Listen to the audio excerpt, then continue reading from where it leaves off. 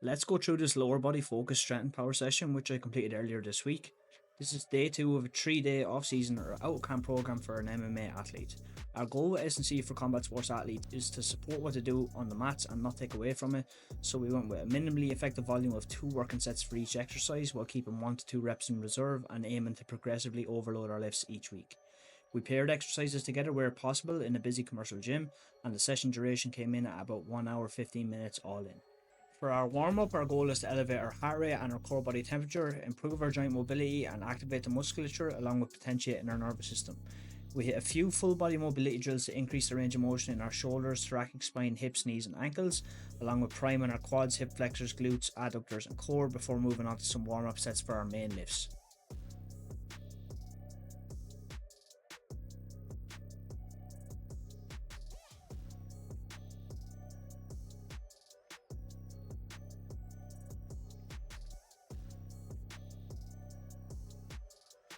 So first up, we were focusing on our squat pattern and plyometrics. So we did a tricep, meaning 3 exercises paired together.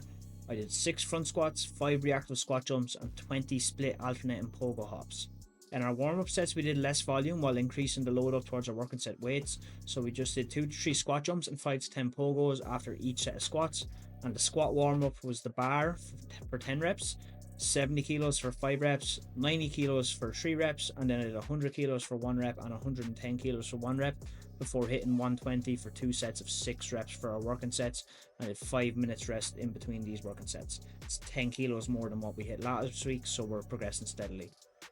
Next up then is what was originally meant to be a superset, had to be done separately as the gym was quite busy. We worked our hinge pattern using the Hammer Strength hip thrust machine, which is a super comfortable piece of equipment to use. I did 2 working sets of 8 reps with 140 kilos and about 3 minutes rest in between sets on this before going over and doing 3 sets of 1 rep on a max effort triple broad jump with 90 seconds rest in between sets. I was covering about 10 meters on each rep on this.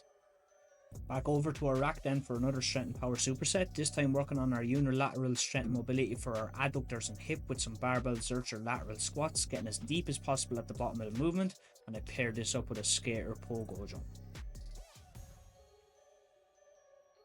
Some work for the lower limbs next then with tempo calf press on the leg press machine, holding a deep stretch at the bottom of the movement, and I paired this up with some standing tibialis anterior raises. I finished up the session then with some core work, so we hit core flexion with some kettlebell reverse crunches and paired this with some anti-rotational work in a tall kneel and kale pallet press.